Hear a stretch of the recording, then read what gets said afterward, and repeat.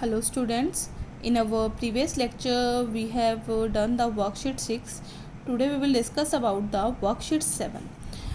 Write each of the following number in the form of k multiplied 10 to the power n, where 1 is less than equals to k, less than 10 and n is a any integer.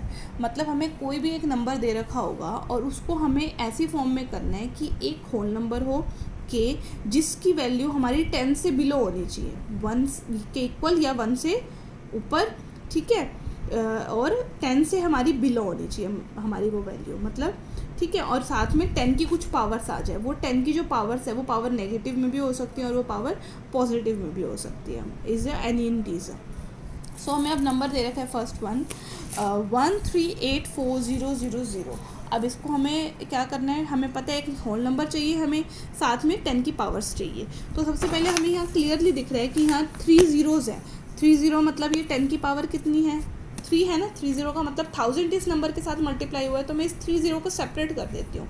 सो इसको हम ऐसे लिख सकते हैं that 1384 multiply by 1000। Clear है।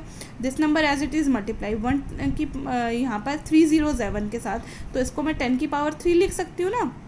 मतलब हमारा 10 3 times आया, इट बिकॉज इट इज़ 1000। 1000 को 10 की पावर 3 कैसे लिखा है, देखो 1000 का मतलब है 10 मल्टीप्लाई 10 है। क्लियर है। तो ये 10 कितनी बार आया, 3, मतलब 10 की पावर कितनी हो गई, 3। तो लिख सकते हैं इसको इसकी जगह।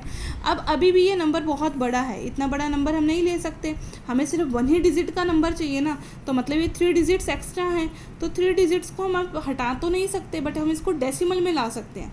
अब 3 डिजिट्स हटाने के लिए 3 डिजिट्स तक डेसिमल हमें लगाना पड़ेगा, मतलब 1000 चाहिए नीचे। तो अगर मैं नीचे 1000 लगाती हूँ तो वो 1000 को मुझे साथ में मल्टीप्लाई भी करना पड़ेगा।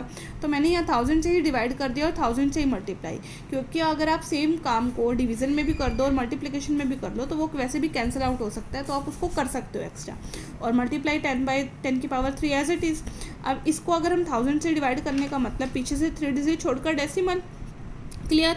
अब 10 की पावर 3 ऑलरेडी थी और मल्टीप्लाई में 3 ज़ीरोज़ और आ गई, मतलब 10 की 3 पावर और आ गई, तो टोटल पावर 10 की क्या हो गई, 6। So this is the answer. Clear है। ऐसे ही हमारा नेक्स्ट है कि डेसिमल में ऑलरेडी गिवन है हमें 12.32005। क्लियर है। सबसे पहले देखो, अब हमें पता है कि ये ऑलरेडी डेसिमल में तो दे रखा है, अब इसमें कोई हमें ज़ीरोज़ मल्टीप्लाई वाली तो क्लियर दिख नहीं रही जैसे इसके अंदर थी। अब हमें दिख रहा है कि इसका डेसिमल तक कहाँ तक डिजिट है, 12 तक, बट 12 तक तो हमें चाहिए ही नहीं, हमें तो 10 से बिलो वैल्यू चाहिए ना। तो मतलब हमें एक डेसिमल और शिफ्ट करना पड़ेगा। अब एक डेसिमल और शिफ्ट करने का मतलब 10 से डिवाइड करना पड़ेगा। तो अगर इसको 10 से डिवाइड करना पड़ेगा तो 10 से मल्टीप्लाई भी करना पड़ेगा। जैसे ही 10 से डिवाइड किया हमारा डेसिमल लेफ्ट साइड शिफ्ट हो गया।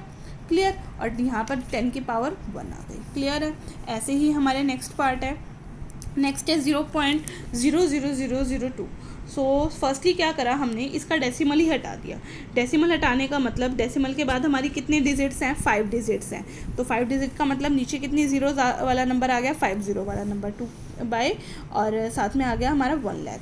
अब 2 बाई 1 लाख का मतलब 2 बाई 10 की पावर 5 आ गई हमारी। अभी बताया था ये पावर्स में कैसे बना है, तो 2 बाई 10 की पावर 5। अब इस 10 की पावर 5 को डिवीज़न में अगर मैं ऊपर लेके जाऊंगी तो ये क्या हो जाएगा, हमारी पावर इसकी नेगेटिव बन जाएगी, मतलब 10 की पावर -5, और टर्म किस में हो गई, मल्टीप्लिकेशन में।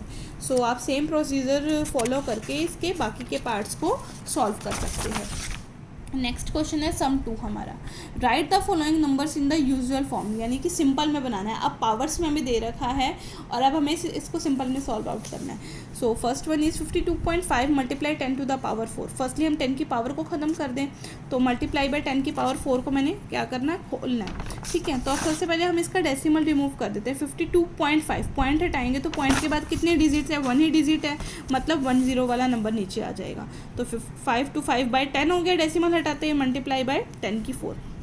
अब देखो नीचे एक 10 है, ऊपर 10 की पावर 4 है, मतलब 10 आए हैं 4 टाइम्स 10 आए होंगे तभी तो वो 10 की पावर 4 हुआ है। तो एक 10 कट गया तो कितना बचा, 10 की पावर 3 बच गया। क्लियर है।